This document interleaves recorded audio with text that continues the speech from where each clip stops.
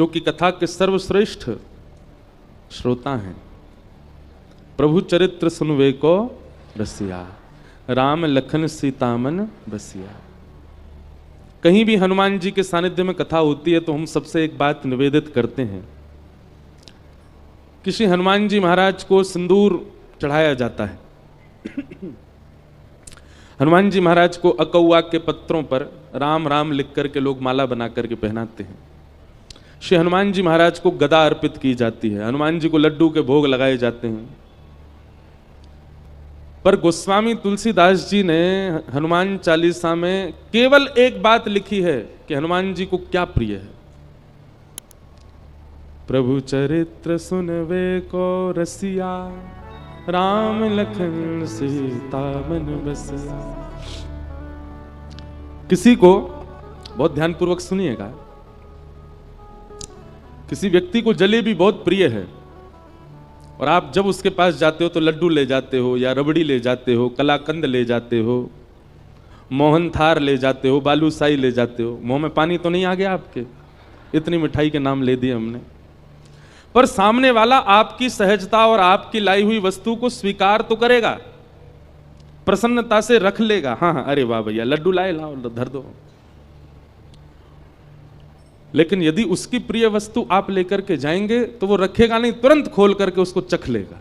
अच्छा जलेबी लाओ भाई, अरे गरम गरम है, अभी अभी पा लेते हैं। चाहे उसका पेट भरा हो, चाहे वो कितना भी तृप्त क्यों ना हो, उसकी प्रिय वस्तु उसके सामने प्रस्तुत करोगे तो तुरंत लेगा। हमारा और भावों से कोई विरोध नहीं है। आप ऐसा मत सोचना कि हम हनुमान जी की अन्य सेवा के लिए मना कर रहे हैं। कई जगह वर्णन है कि ऐसे ऐसे हनुमान जी को रिझाओ, हनुमान जी के सामने ये करो, ऐसा करो, ये उपाय करो, आदि आदि सब ठीक है। पर वही बात है कि आप अन्य उपाय करोगे तो हनुमान जी महाराज उस उपाय को लेंगे, रख देंगे। कभी जैसे हम फ्रिज में रख देते हैं मिठाई, फिर कुछ दिन बाद चख के देखते हैं। तो आपके द्वारा प्रस्तुत जो भी भाव है हनुमान जी उसको ले तो लेते हैं पर रख लेते हैं, पुनः अपने ध्यान में बैठ जाते हैं। लेकिन जैसे ही कोई सन्मुख आकर के प्रभु श्री राम या प्रभु श्री कृष्ण की मधुर कथा, कोई लीला सुनाने लग जाता है, हनुमान जी अपना नाम जप साधन आदि सब छोड़ करके नेत्र खोल के उसको सुनते हैं। और कैसे सुनते हैं? यत्र यत्र रघुनाथ कीर्तनम तत्र तत्र कृतमस्तकांजलिं बाष्पवारि परिपूर्ण लोचनम मारुतिम नमत राक्षसांतकम।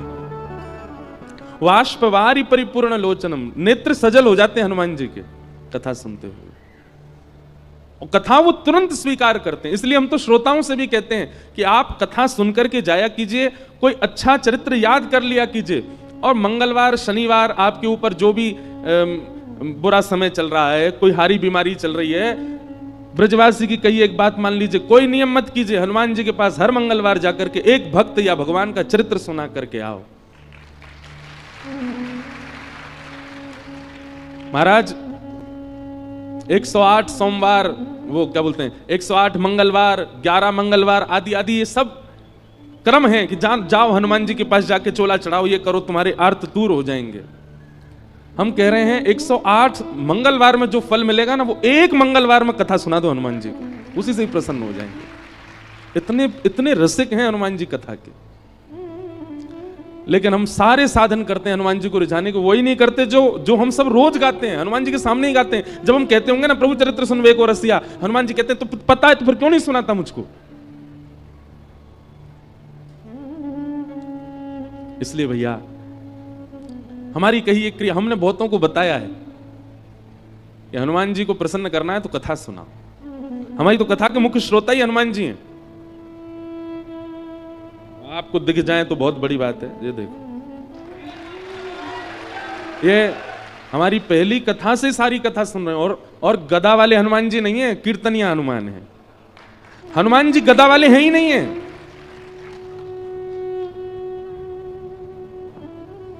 गदा पर अगर दृष्टि जा रही है तो इसका मतलब आप हनुमान जी का प्रभाव देख रहे हो। हनुमान जी का अगर स्वभाव खोजो, हनुमान जी के हृदय में झांक करके देखो, तो हनुमान जी गदा तो उठाते ही नहीं है, बहुत कम। वह उठाई थी राम रावण युद्ध में, उसके बाद हनुमान जी गदा साइड में रखी रहती है। हनुमान जी के हाथ में तो करताल रहती है, कीर्तन करते हैं। हनुमान जी के हाथ में तो वीणा रहती है, हनुमान जी वीणा बजाते हैं। चारू लता सखी के स्वरूप में निकुंज में जब राम जी जाते हैं तो रात भर वीणा सुना करके राम जी को सुलाने की सेवा है हनुमान जी की, वीणा बजाते हैं। पर हमको लगता है कि ये रौद्र हैं, ये भयानक हैं, ये आर्तों को नष्ट करना जानते हैं, 24 घंटा केवल वीर आसन में बैठ करके और हमारे दुख दारिद्र्यों को दूर करना ही इनका काम है। नहीं, हनुमान जी नहीं दुख दारिद्र दूर करते, अपने गणों को भेज देते हैं, जाओ इसका कंटक काट के आओ। हनुमान जी तो 24 घंटा कथा में रहते, वो तो कथा से। जब हम 21 पेशी 11 पेशी 108 पेशियां करते हैं हनुमान जी की, तो हनुमान जी क्या कहते हैं, ए भाई गणों इसके पीछे जाओ, बहुत पीछे पड़ रहा है मेरे, जाओ इसके यहाँ के सब कंटक काट के आओ। हनुमान जी थोड़ी आते हैं। हनुमान जी किसकी रक्षा के लिए आते हैं, जो कथा सुनाता उसकी रक्षा करने हनुमान जी आते हैं। अरे भैया ये हमारे व्यास जी हैं, ये हमको कथा सुनाते हैं, इनके भाव सुन के हमको प्रसन्नता होती है, इनकी रक्षा तो हम करेंगे। इसलिए हमारी प्रार्थना है, पंचमुखी हनुमान मंदिर के प्रांगण में कथा हो रही है, आप श्रोताओं को एक ही काम करना है, 7 दिन के इस कथा प्रसंग में कुछ भाव, कुछ लीला, कुछ प्रसंग जो आपको भा जाए उसको याद कीजिए, उसको स्मरण कर लीजिए। वैसे तो यहां बैठ करके तो हनुमान जी पूरी कथा सुन ही रहे हैं, पर आपके क्षेत्र में भी जो हनुमान जी का मंदिर हो वहां जाइएगा और एकांत में दूर बैठ करके श्री हनुमान जी से नेत्र मिल रहे हो, भीड़ बहुत ज्यादा हो तो चिंतन कर लो हनुमान जी का, वो कथा सुनाओ। हजारों लाखों की भीड़ मंदिर में होगी, लेकिन हनुमान जी आपके सामने ही बैठे होंगे क्योंकि आप कथा सुना रहे हैं। तो आपसे हमारी प्रार्थना है, हनुमान जी को कथा जरूर सुनाया करो। गोस्वामी तुलसीदास जी को राम जी मिले ही हनुमान जी की वजह से, और हनुमान जी मिले कथा की वजह से। सबको कथा पता ही है, गोस्वामी तुलसीदास जी एक वृक्ष में रोज जल डालते थे अपने नित्य क्रम में, तो उस जल पर कोई ब्रह्म प्रेत रहता था। तो आपसे हमारी प्रार्थना है, हनुमान जी को कथा जरूर सुनाया करो। गोस्वामी तुलसीदास जी को राम जी मिले ही हनुमान जी की वजह से, और हनुमान जी मिले कथा की वजह से। सबको कथा पता ही है, गोस्वामी तुलसीदास जी एक वृक्ष में रोज जल डालते थे अपने नित्य क्रम में, तो उस जल पर कोई ब्रह्म प्रेत रहता था। वो प्रेत 12 वर्ष के बाद जब मुक्त हुआ, गोस्वामी जी के चरण पकड़ लिए, बोले आपने मुझे मुक्त कर दिया, मैं जाते जाते कुछ वरदान देना चाहता हूं, मांग लीजिए। गोस्वामी जी बोले हमको राम जी से मिलवा दो। प्रेत बोला राम जी से मिलवाने की सामर्थ्य मेरी होती तो मैं प्रेत क्यों होता। गोस्वामी जी बोले कुछ तो करो, क्योंकि तुम मानव नहीं हो, प्रेत हो, तुम्हें कुछ तो पता होगा ठाकुर जी के बारे में। तो वो प्रेत कहता, बोले हाँ, जिनके मारे हम प्रेतों के प्राण निकलते हैं उनका पता हमको रहता है। कौन? हनुमान जी। वो कहां घूम रहे हैं, कहां बैठे हैं, क्या कर रहे हैं, ये हम सब प्रेतों को पता होता है, और वो आपको राम जी से मिलवा सकते हैं। तो फिर गोस्वामी जी बोले वो कहां हैं आजकल? बोले अरे वो रोज आपकी कथा सुनने आते हैं, 80 घाट पर जब आप कथा करते हैं तो जितने श्रोता आते हैं उनमें हनुमान जी भी आते हैं। रुग्ण सी अवस्था होगी, वृद्ध सा भेष है, उनके पास कोई बैठता भी नहीं है, उनको देख के ऐसा लगता है ना जाने कितने दिनों से नहाया नहीं व्यक्ति, वो बड़ा दीनहीन सा पीछे बैठ के कथा सुनता है आपकी। बोले हाँ, बोले वही हनुमान जी हैं, पकड़ लो चरण। और गोस्वामी जी ने कथा के बाद चरण पकड़ लिए। वो तो छुड़ाने लगे, अरे व्यास जी आप चरण क्यों पकड़ रहे हैं, मैं सामान्य सा जीव, मैं दीनहीन सा प्राणी, आप मेरे बोले कोई दीनहीन नहीं हो, मैं जानता हूं आप हनुमान जी हो। इतने में ही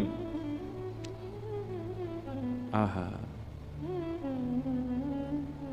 श्री हनुमंत लाल प्रकट हो गए, और प्रकट होकर के गोस्वामी जी को हृदय से लगा लिया, नेत्र सजल हो गए। गोस्वामी जी बोले हनुमंत लाल आप इतने दिन से कथा सुनने आते, मैं रोज आपको देखता, आप पीछे आकर के बैठ जाते, कोई आपका स्पर्श भी नहीं करता था, कोई आपके पास बैठता भी नहीं था। हनुमान जी कहते कथा सुनने की विधा यही होनी चाहिए। अपने आप को पुजवाने के लिए या सब मुझे देखें इस भावना से जो कथा में आता वो कथा सुन ही नहीं सकता। कथा तो वही सुन सकता है जो अपनी प्रभुता त्याग करके आवे, अपने रूप को बदल करके कथा में आवे, और जहां स्थान मिले चुपचाप बैठ करके प्रसंग सुने। ये कथा का स्वरूप होता है। अब मैं इस रूप में आऊं तो मुझे कथा कौन सुनने देगा, सब मेरे पांव पकड़ लेंगे, इसलिए मैं रूप बदल करके आता।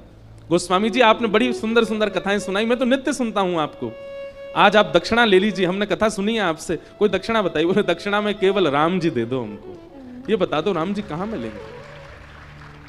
तब हनुमान जी ने पता बताया, बोले चित्रकूट जाइए, और श्री चित्रकूट में आपको रघुनाथ जी के दर्शन होंगे। तो भैया हनुमान जी केवल संकट हरण नहीं है, हनुमान जी केवल पीड़ा निवृत्ति करने वाले नहीं है, हनुमान जी केवल हमारे आर्तों को दूर करना जानते हैं, यही उनका काम नहीं है। ये सब तो उनके गण करते हैं, हनुमान जी नहीं करते।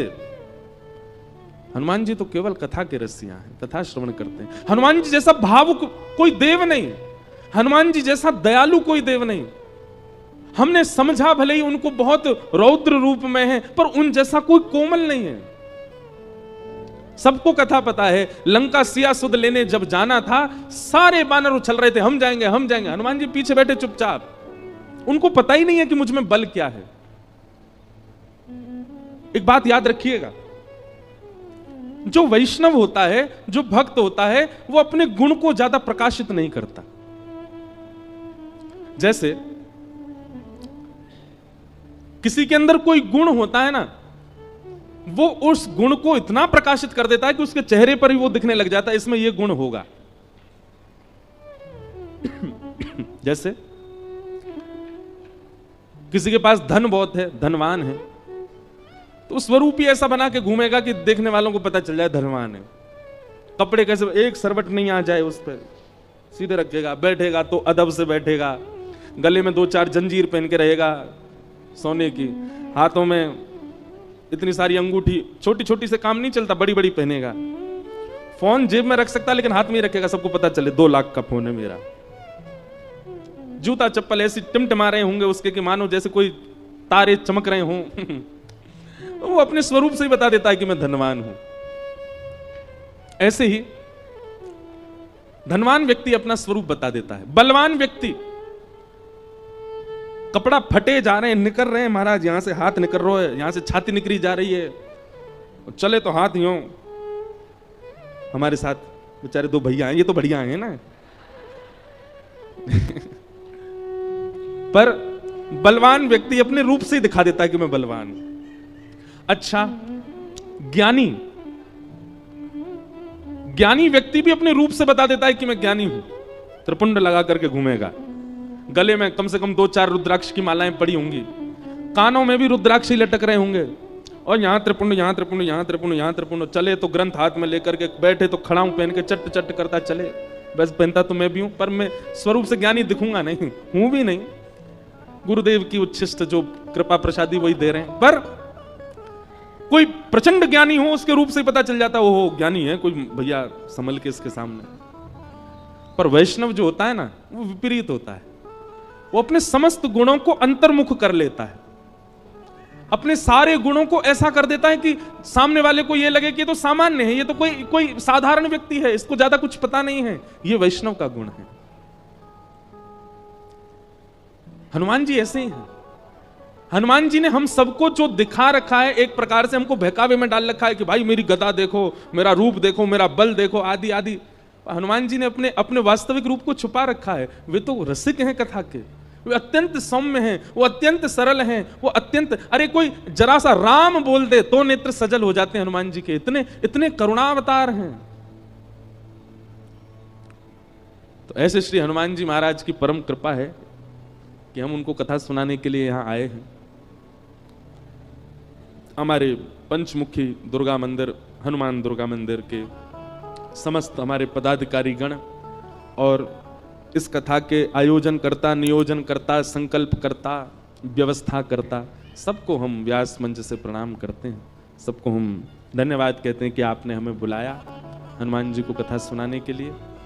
आज तो बंधुओं कथा बहुत विलंब से शुरू हुई। एक तो हम डट नहीं रहे हैं, हम यहां से वहां भागे ही जा रहे हैं। इतनी भागदौड़ हो गई है कि इतने थक चुके हैं कि हमको 2-4 दिन कोई सुबह दे तो सोते ही रहे, इतना ज्यादा थकान है। लेकिन ठाकुर जी की कथा गाने में जो सुख मिलता है उसका तो कहना ही क्या है। व्यास मंच पर आते ही लगता है कि अब तो कथा सुनानी है, खूब भाव से सुनानी है। आज कथा विलंब से हुई है, पर कल हम आप सबसे निवेदन करना चाहते हैं कि आप लोग 1 बजे तक यहाँ आ जाइए। ताकि ठीक 2 बजे कथा प्रारंभ हो सके। और ठीक 5 बजे हम कथा, वैसे तो देखो हम समय से आने के थोड़े कच्चे हैं, 10, 15, 20 मिनट ऊपर जाता ही है, पर हमको ये नियम अपना बनाना है कि हम सोच रहे हैं भोपाल से ही बनाएं, हम समय पे आ जाएं। तो लेकिन उसके पहले क्लास तो भरी होनी चाहिए, क्लास में बच्चे आएंगे तभी तो टीचर आएगा। तो कल से आप सब लोग 1 बजे ही आ जाओ, ताकि हम 2 बजे कथा प्रारंभ कर दें।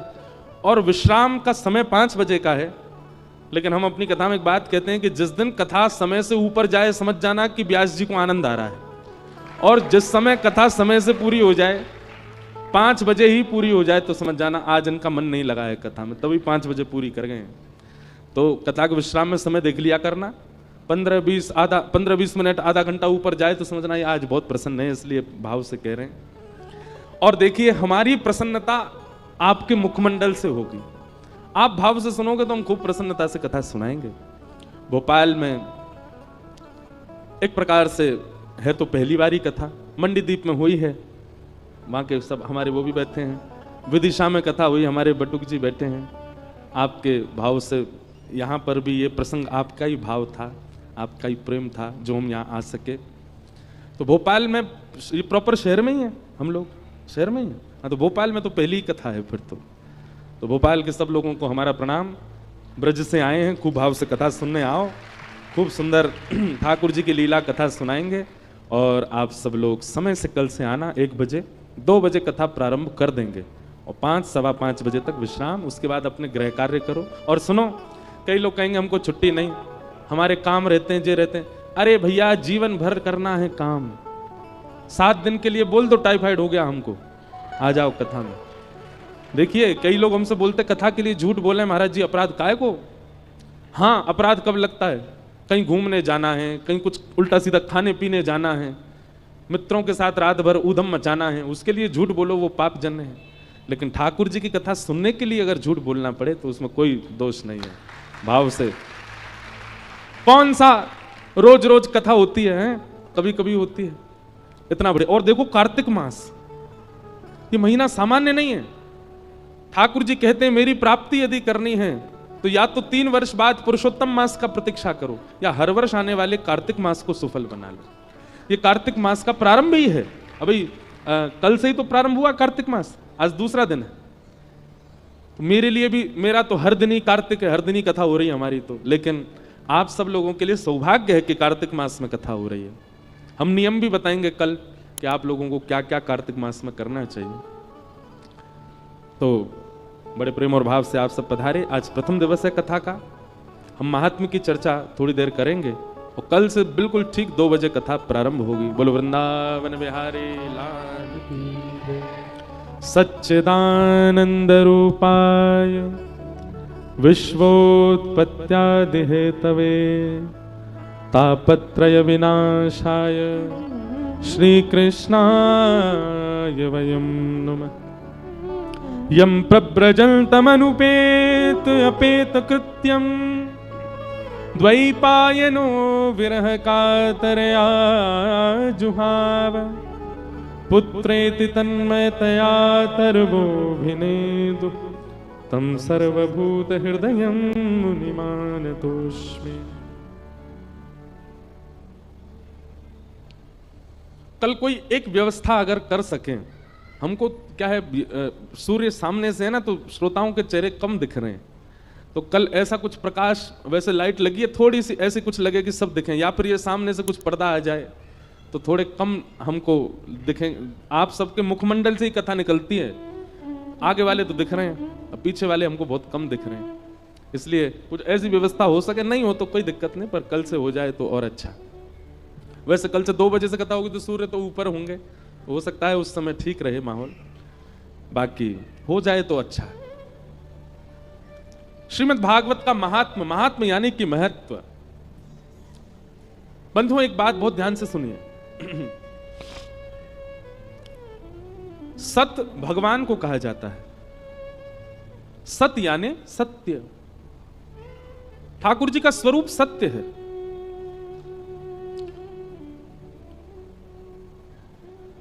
सब लोग बहुत ध्यान से सुनना। सत परमात्मा को जिस दिन आपने चैतन्य मान लिया, उसी दिन आनंद की प्राप्ति होने लगेगी। सच्चिदानंद रूपाय। परमात्मा को हम चैतन्य नहीं मानते। चैतन्य का मतलब क्या होता है?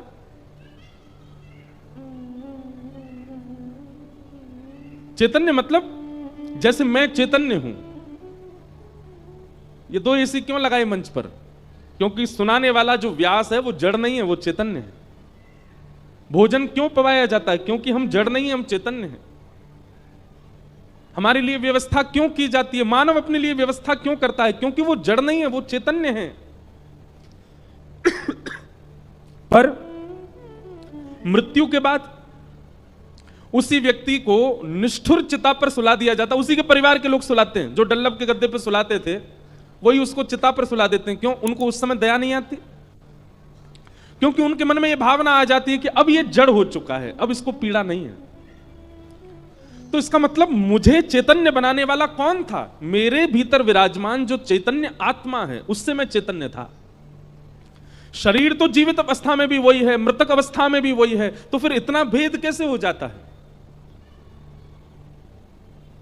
हमारे भीतर जो जीवात्मा है वो हमारे रूप को चैतन्य बनाती है, और वो जीवात्मा ही परमात्मा का स्वरूप है। तो जो पूर्ण चैतन्य है, जिसकी उपस्थिति से हम चैतन्य हो जाते हैं, उसको हम मंदिर में भी चैतन्य ही माने।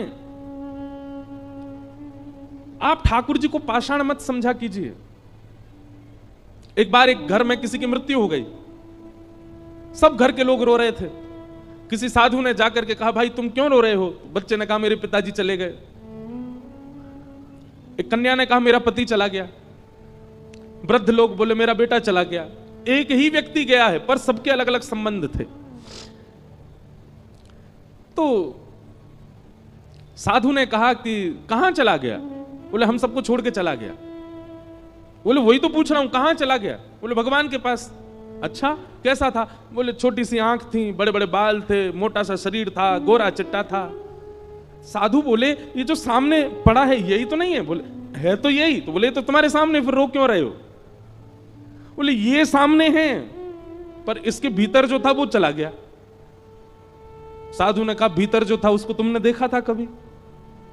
घर के लोग बोले, नहीं, उसको तो हमने देखा नहीं। तो फिर तुम रो क्यों रहे हो? जिसके लिए तुम रो रहे हो वो तुम्हारे सामने पड़ा है, पर इससे तुम्हारा संबंध नहीं है, तुम्हारा भीतर वाले से संबंध। भीतर वाला तुमने कभी देखा नहीं, फिर रो क्यों रहे हो? वास्तविकता यही है बंधुओं, किसी की मृत्यु पर हम रुदन उस व्यक्ति के लिए नहीं करते, बल्कि हमारी आत्मा इसलिए रोती है कि हमने पूरा जीवन इसके साथ निकाला, लेकिन हम वास्तविकता ये नहीं समझ पाए कि ये हमारा था ही नहीं। हमारा तो वो था जो उसके भीतर था, और इसके भीतर कौन था? परमात्मा, ईश्वर। ये व्यक्ति हमारा नहीं था, तो होता हमारा तो कभी नहीं जाता। इसलिए भैया, ठाकुर जी को जड़वत मत मानिए। ठाकुर जी चैतन्य हैं। परम सत्य ही चैतन्य मान लेंगे, उसी दिन से आनंद आने लगेगा। सच्चिदानंद रूपाय। भगवान के 3 रूप हैं, सत्य, चैतन्य और आनंद। इसलिए सबसे पहला ठाकुर जी के प्रति सत्य भाव रखो कि यही पूर्ण सत्य है और कोई सत्य नहीं है संसार में। दूसरी भावना, ठाकुर जी के प्रति चैतन्य रखो। ठाकुर जी चैतन्य हैं, जड़ नहीं है। उनको भी सर्दी का अनुभव होता होगा, उनको भी ग्रीष्म का अनुभव होता होगा, उनको भी भूख प्यास लगती है। वैसे तो वो परम तत्व है, उनको किसी की आवश्यकता नहीं, पर हमारी भावना उनके प्रति ऐसी होनी चाहिए।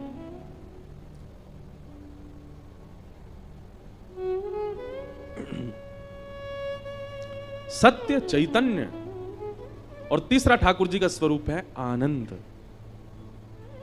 हमारे गुरुदेव कहते हैं, जब तक सत्य और चैतन्य बुद्धि हमारे अंदर नहीं आएगी ठाकुर जी के प्रति, तब तक सेवा में, भजन में, भक्ति में, कथा में आनंद आ ही नहीं सकता। मीराबाई को क्यों आनंद आता था? सूरदास को क्यों आनंद आता था? श्रीमद चैतन्य महाप्रभु को क्यों आनंद आता था? क्योंकि वो ठाकुर जी को चैतन्य मानते थे, कभी जड़ नहीं माना। कितने श्रोता कथा में ऐसे आते हैं, कथा को शब्द नहीं समझते, कथा को केवल वाक्य नहीं समझते, वो जीवंत एक लीला देखते हैं कथा सुनते सुनते। और तभी उनको आनंद आता है कथा में। तो भगवान के 3 स्वरूप पहले अपने अंदर लाइए। सबसे पहला ठाकुर जी को सत्य मानिए, ये परम सत्य है। और परम सत्य कब स्थापित होता है? जब परम विश्वास हो कि हां यही परम सत्य है, बाकी सब संसार में मिथ्या है, ये परम सत्य है। सबसे पहली बात। दूसरी बात, ये चैतन्य है, जड़ नहीं है। ये मूर्ति के रूप में मुझे दिख रहे हैं, ये आभास करा रहे हैं मूर्ति के भाव से, पर ये है नहीं। कभी आपने बचपन में वो खेल खेला था, विष अमृत खेला है? अब आपके यहां कुछ और बोलते हो तो पता नहीं। मध्य प्रदेश में एक तो भाषा बड़ी, कुछ चीजें बदल जाती हैं। विष अमृत ही बोलते हैं यहां पे, हैं? विष अमृत बोलते हैं, क्या बोलते हैं? भरमपाल, बर्फ पानी। अरे वाह, बर्फ पानी खेला है? हाँ, ये आ गया सबको। बचपन में खेलते थे, एक आदमी बोलता नहीं था, वो छू लेता था, जिसको छूता था वो बर्फ बन गया। फिर बाकी लोग उसको पकड़ते लाते थे, ये पानी बने। एक खेल था। एक और खेलते थे, वो अंग्रेजी में से बोलते स्टैचू बोल दो, तो फिर सब जितने लोग हैं यथावत उसी स्थिति में रह जाओ, फिर एक उनको सबको हंसाएगा। खेला ये वाला? एक व्यक्ति बोलेगा 10 तक गिनती गिनेगा, और 10 तक गिनती के बाद बोलेगा स्टैचू, और पीछे मुड़ के देखे तो जो जिस अवस्था में उसको वैसे ही रहना पड़ेगा। अब फिर उसका काम क्या है? सबको जा जाके हंसाना। जो हंसता जाएगा वो खेल से बाहर होता जाएगा। ठीक वैसे ही भैया ठाकुर जी भी हमारे साथ ये खेल खेल रहे हैं, स्टैचू वाला। वो जड़ बनकर के मुझे चुनौती दे रहे हैं। जैसे जड़ वाले खेल में वो चुनौती देता है कि तू, तेरे में हिम्मत हो तो मुझे हंसा के दिखा।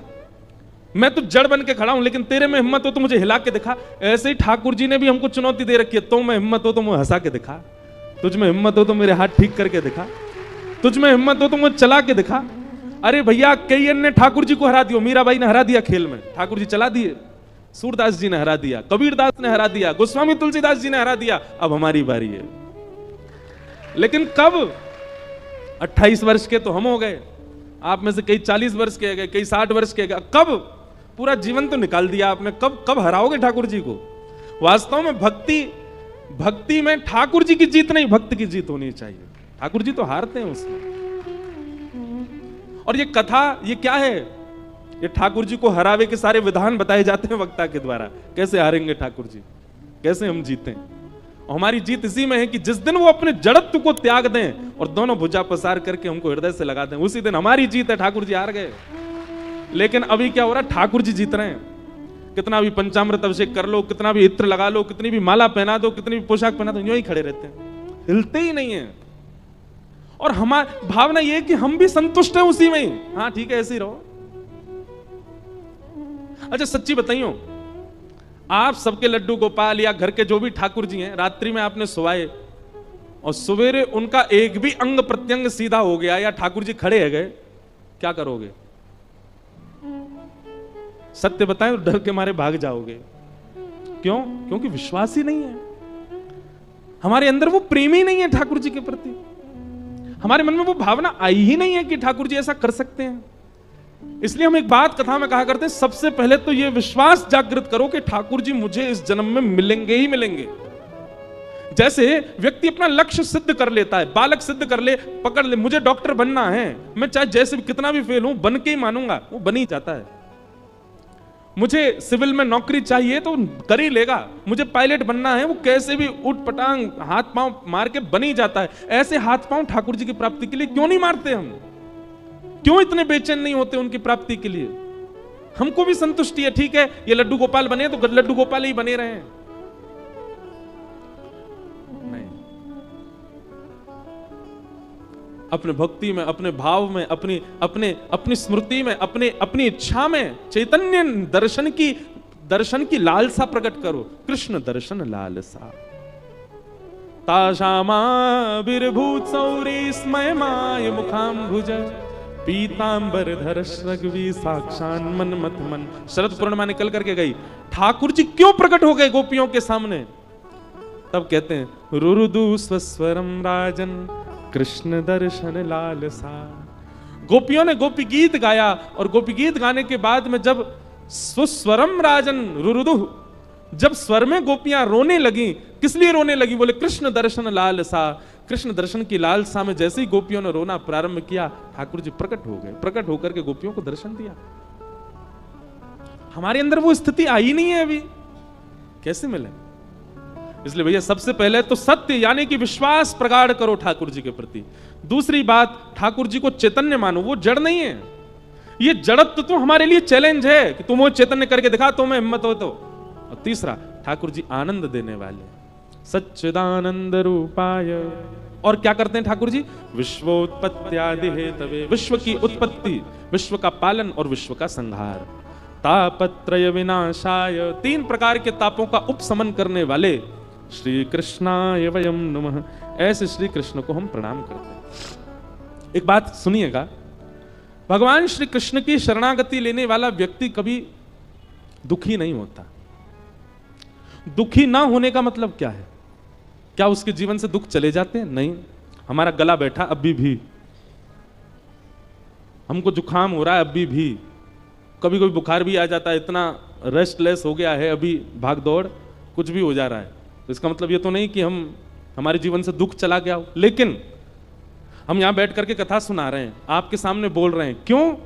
क्योंकि कृष्ण वैष्णव के जीवन में दुख तो आता है, पर वो उसको ज्यादा अपने ऊपर हावी नहीं होने देता, उसको ज्यादा अपने ऊपर प्रभावित नहीं होने देता। आप यदि भक्ति पथिक बन गए तो ऐसा नहीं है कि कष्ट जीवन में नहीं आएगा। मैं ये भी कह दूं, पहले से ज्यादा भी आ सकता है, लेकिन आप उसको हावी नहीं होने दोगे, आप उसका अनुभव नहीं करने दोगे, आप उसका अनुभव नहीं होने दोगे स्वयं को भी। बहुत प्यारा भाव है, गाना जानता हूं, जिसने भी पाया गा के ही पाया। चाहे किसी का नाम उठा लीजिए आप, एक नाम मुझे आप ऐसा नहीं बता सकते जिसने ठाकुर जी को बिना गाए पा लिया हो। और गाने का मतलब स्वर की बात नहीं है, गाने का मतलब राग की बात नहीं है, गाने का मतलब अनुराग की बात है, भाव की बात है। इसलिए बिल्कुल निसंकोच होकर के, ऊंचे स्वर में नेत्र बंद करके जो शब्द कहे जा रहे हैं वो गाइए। वैक्सीन लेने के बाद में, जैसे वैक्सीन लेते हैं ना, पोलियो की भी बच्चों ने, हम लोगों ने बचपन में ली है, और भी कई सारी बीमारियों की बचपन में ही हमको वैक्सीन आदि दे दी जाती हैं। और फिर ये कोविड आया, इसकी तो ली है कई लोगों ने। वैक्सीन का मतलब क्या होता है कि बीमारी तो आसपास घूमेगी, बीमारी तो आपके ऊपर आ भी सकती है, पर आप भीतर से इतने बिल्ड हो जाओगे, आप इतने बलवान हो जाओगे कि वो बीमारी आप पर हावी ना हो सके। ठीक वैसे हरिनाम है, जितना नाम जब करेंगे, कथा श्रवण करेंगे, हरिनाम संकीर्तन करेंगे, तो इससे प्रभाव क्या होगा कि जीवन में आर्त तो आएंगे, संकट तो आएंगे, विपत्ति तो आएगी, पीड़ा तो आएगी, पर वो भीतर से आपको इतना मजबूत कर चुका होगा कि आप उसका प्रभाव आप पर नहीं होगा, आप उससे विचलित नहीं होगे, आप उससे टूटोगे नहीं। यह हरिनाम का प्रभाव है। इस प्रकार भगवान के रूप का वर्णन किया गया। श्रीमद् भागवत जी की रचना किस लिए हुई, यह बात श्री सौनकादि ऋषियों को सूत जी महाराज ने बताई।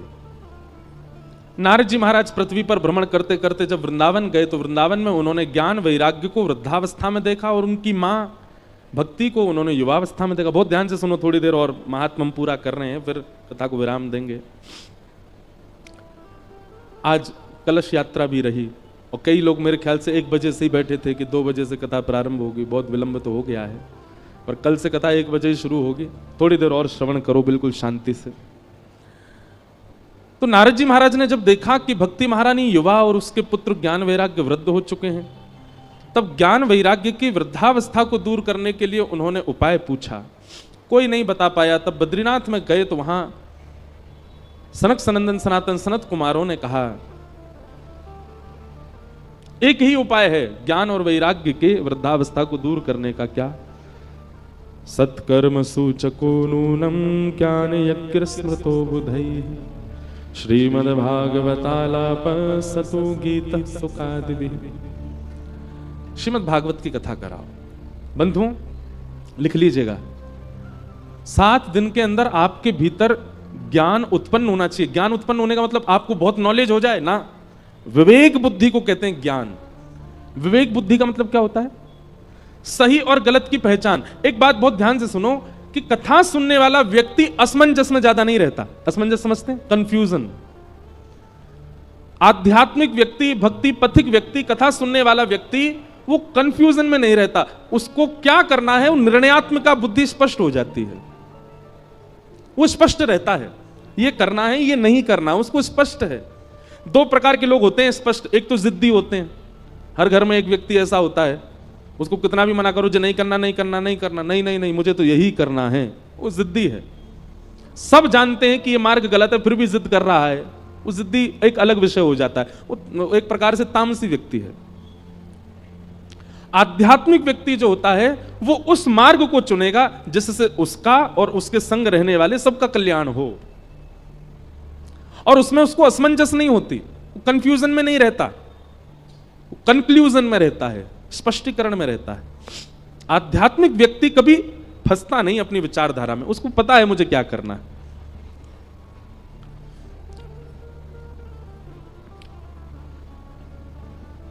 समझ में आई बात? इसको कहते हैं ज्ञान।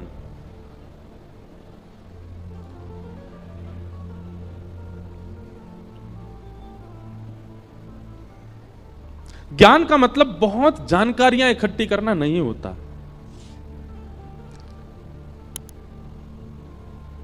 ज्ञान का मतलब विवेक बुद्धि, सद और असद की पहचान रखना, इसी को ज्ञान कहते हैं, और वो कथा से प्राप्त होता है। और भक्ति के दूसरे पुत्र का नाम है वैराग्य।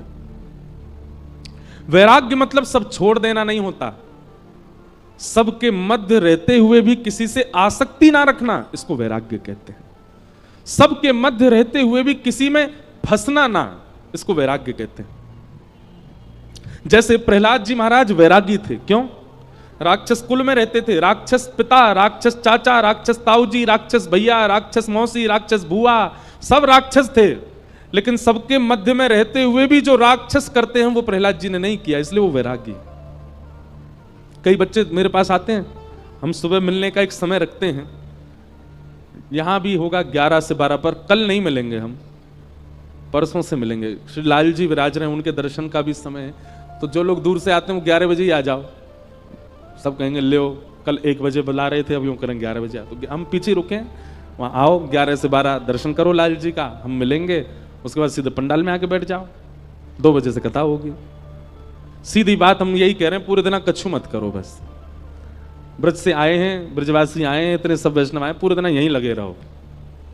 कई लोग कहेंगे गद्दा भी लिया है, सो भी यहीं जाए करेंगे, जल की व्यवस्था करा दो, नहू यहीं लेंगे, हमको क्या कर लो। तो 11 से 12 मिलेंगे, कल नहीं मिलेंगे, परसों से मिलेंगे। कल क्योंकि करवा चौथ है,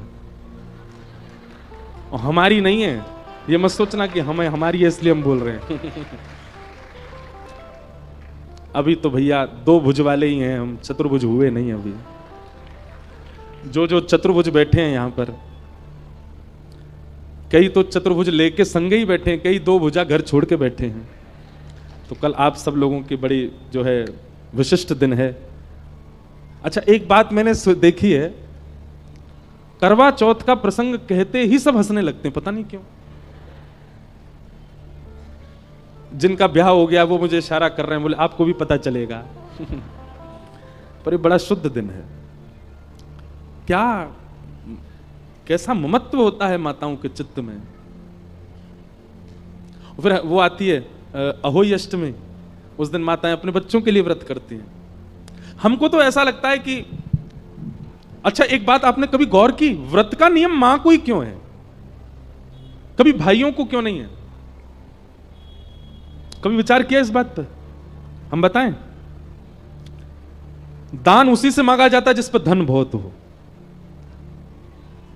दान उसी से मांगा, अब जैसे कई बार कथा कहीं होती है तो कई कमेटी के लोग कराते हैं, तो वो बड़े बड़े धनवानों के यहाँ जाते हैं, बोले कथा हो रही है कुछ योगदान करिए। क्यों? सामान्य के यहाँ क्यों नहीं जाते? उसका घर से ही पता चल रहा है भाई सामान्य है, इससे क्या मांगे हम, जो खुद का ही भरपाई कर ले। लेकिन जिसका दिखता हाँ घर गाड़ी सब बढ़िया संपन्न है, तो उससे कहते हैं भाई कथा हो रही है उसमें थोड़ा योगदान दो। ठीक वैसे ही माताओं को व्रत क्यों, और अपने लिए नहीं कर रही है, वो कल का व्रत पति के लिए, अहोई अष्टमी का व्रत बेटा के लिए, बच्चों के लिए, बेटी के लिए, बहुत सारे व्रत होते हैं। और मां कभी अपने लिए व्रत करती ही नहीं है, सोमवार के व्रत किस लिए? बोले अच्छा पति मिल जाए इसलिए सोमवार के व्रत। मंगलवार के व्रत किस लिए? बोले मेरे पति बच्चे सब खुशी रहे, हनुमान जी आप प्रसन्न रखो। फिर और कौन से? बृहस्पतिवार का व्रत, बोले नारायण भगवान हमारे परिवार से प्रसन्न। अपने लिए नहीं करती हैं वो इतने व्रत क्यों करती हैं? और व्रतों के नियम सारे माताओं के लिए क्यों है? क्योंकि माताओं पे पुण्य इतना होता है कि उनके पुण्य पर पलते हैं उनके पति और बच्चे। माताओं का पुण्य ही फलता है बच्चों को, माताओं का पुण्य ही फलता है उसके पति को।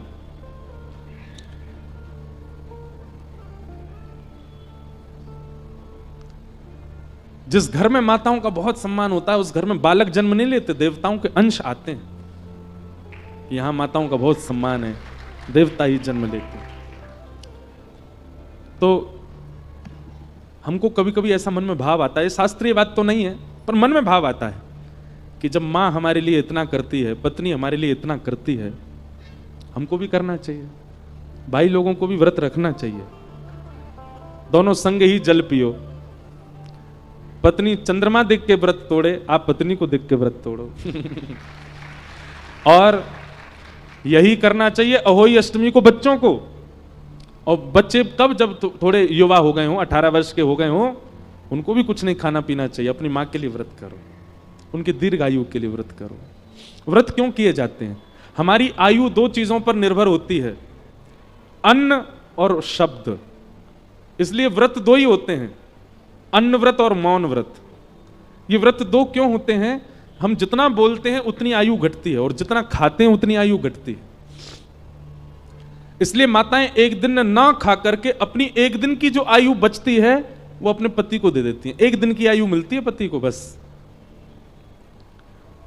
ऐसे ही पतियों को भी चाहिए और बच्चों को भी चाहिए कि जब अहोई अष्टमी आए तो बच्चे व्रत करें अपनी मां के लिए और पति व्रत करें पत्नी के लिए। और बता के दिखा के ढिंडोरा पीट के नहीं। देखो, प्रेमी के लिए कुछ किया जाए तो वो गुप्त किया जाए, प्रकाश करके नहीं, प्रचार करके नहीं। माताओं का तो सबको पता होता है कि आज इनका व्रत है, आज वो करवा चौथ है। अब भाई भी ढिंडोरा पीट दे तो देखो उपहास भी होता है। अगर भाई का व्रत है तो फिर उसके मित्रगण उसका उपहास करेंगे, घर वाले भी, अच्छा तूने भी व्रत रखा है, इसमें बुराई क्या है? अच्छा ही तो है। केवल सारे भार माताओं को क्यों? वो बात अलग है कि उन पर पुण्य इतना है इसलिए उनको कहा जाता है तुम एक दिन मत पाओ, तुम्हारी वजह से पति को मिले, पर पति को भी व्रत रखना चाहिए। माताओं के व्रत रखने से पति की आयु बढ़ेगी और पति के व्रत रखने से प्रेम बढ़ेगा।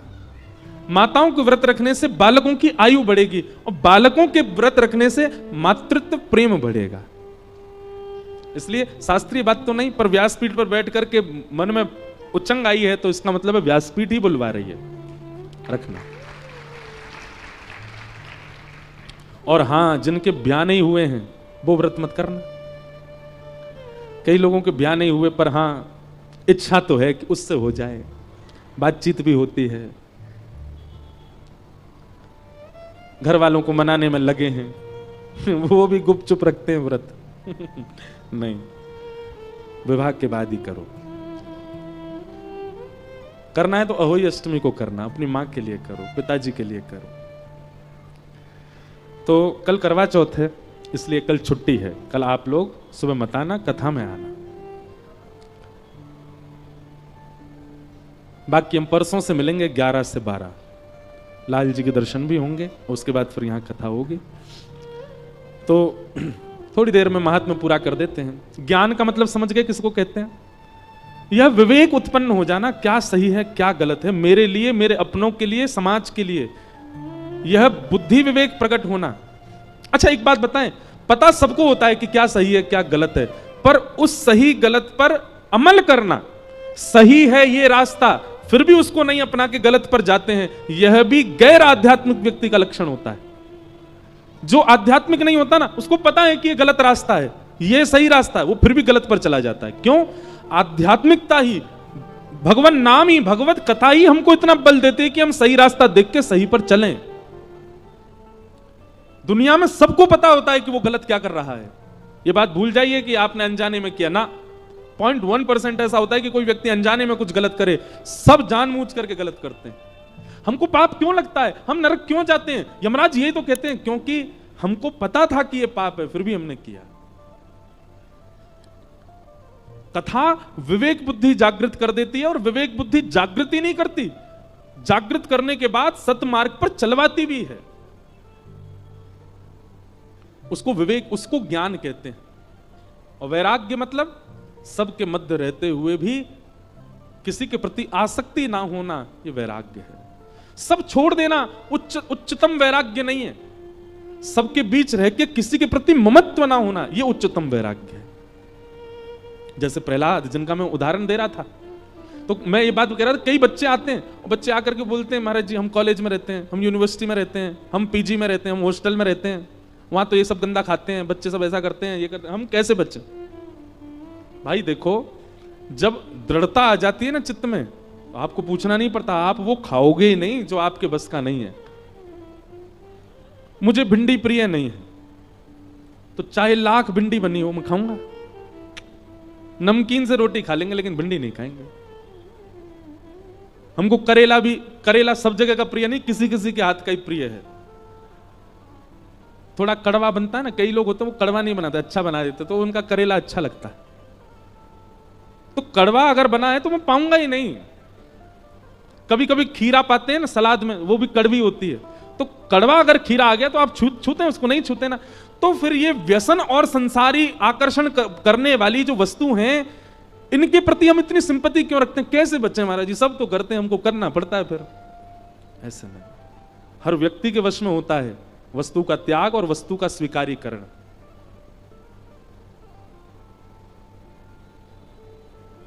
हम विदेश में रहते हैं, ऐसा, ये सब बहाने हैं। जिसको जो नहीं खाना वो नहीं खाएगा, जिसको नहीं पाना वो नहीं पाएगा, और जिसको खाना है पाना है वो बहाने करेगा। इसलिए वैराग्य का मतलब क्या है? सब वस्तुओं के बीच में रहते हुए भी उनके प्रति आसक्ति ना होना, यही वैराग्य है। और ये दोनों कथा हमको, कथा ही निपुण करती है इन दोनों में। कथा कराओ ऐसी आज्ञा दी, कहां कराएं? बोले गंगा द्वार समीपे तू तटमानंद नामकम, हरिद्वार में कराओ, ऋषिकेश में कराओ, गंगा के तट पर कराओ। गंगा के तट पर भागवत की कथा हुई, सनत कुमार वहां व्यास बनकर के आए, अनेक जन पधारे, हजारों की तादाद में देवी देवता ऋषि महर्षि सब लोग कथा सुनने के लिए आए। तभी वहां भक्ति ज्ञान वैराग्य तीनों ने प्रवेश किया। भक्ति सुतौ तौ तरणौ गृहीत्वा प्रेमैक रूपा सहसा विरासित, श्री कृष्ण गोविंद हरे मुरारे नाथेति नामानि मुहुर वदंती। भक्ति ज्ञान वैराग्य कथा में आते ही युवा होने लगे, और इस प्रकार कथा के माध्यम से ज्ञान और वैराग्य वृद्धावस्था से निवृत्त हो गए। तो भैया हम सबके चित्त में ज्ञान वैराग्य वृद्ध हैं। 7 दिन के कथा प्रसंग से ज्ञान और वैराग्य का उत्थान करना है, विवेक बुद्धि को जागृत करना है, वैराग्य बुद्धि को चित्त में लाना है। ये आकर्षण, ये मोह, ये ममत्व आपका 7 दिन में कम होना चाहिए, तो आप कथा के श्रोता हो, नहीं तो नहीं। कथा मनोरंजन का विषय नहीं है, ध्यान से सुनिएगा। कथा नृत्य के लिए नहीं होती है, कथा समय पास करने के लिए नहीं है, कथा मनोमंथन का विषय है। मंथन किया करो। मैं तो एक बात और कहूं, मेरा नियम है, अभी आज तो टूट गया, पर नियम है, कथा के पहले कथा के बाद 1 घंटा मौन। हमने नासिक में 1 महीना की कथा की, तब से हमारे वहां के महाराज जी ने नियम लगा दिया हमारी कथा में कि कथा से पहले और कथा के बाद आपको मौन रहना 1 घंटा। और उस मौन का यह प्रभाव होता है, कई बातें मंथन से, मौन रहेंगे तो मंथन चलेगा, मन चलेगा, मन चलेगा तो मन कहीं और चल नहीं सकता, भगवत भाव में चलेगा। भगवत भाव में चलता तो नए नए भाव उत्पन्न होते हैं, आते हैं बोलने में। श्रोताओं को भी चाहिए, कथा से पहले तो नहीं, पर कथा के बाद थोड़ी देर मौन रहो, किसी से मिलो जुलो नहीं, कुछ करो नहीं, एकांत में बैठ करके थोड़ा चिंतन करो, क्या सुन रहे थे हम आज। वो मंथन आपके चित्त को नवनीत प्रदान करेगा। मंथन से ही नवनीत आता है। किसी को मथो तो मथने पर उसका सार ऊपर आ जाता है। जैसे वस्तु को मथोगे तो उसमें से अग्नि आएगी, मतलब अग्नि सब जगह है, मथने की देरी है, प्रकट हो जाएगी। दही को मथो, मक्खन ऊपर आ जाएगा। ऐसे मन को मथने पर नवीन भाव उत्पन्न होते हैं, प्रेम उत्पन्न होता है, ज्ञान उत्पन्न होता है, वैराग्य उत्पन्न होता है। और जब ये सब उत्पन्न होते हैं, ये सब नवनीत के समान, नवनीत यानी मक्खन के समान है। किसी दिन आपके चित्त के भाव का हरण करने ही श्याम सुंदर आ जाएंगे, क्योंकि आपने मथा बहुत है अपने आप को। इसलिए मंथन करो, चिंतन करो। क्या कहते हैं व्यास जी?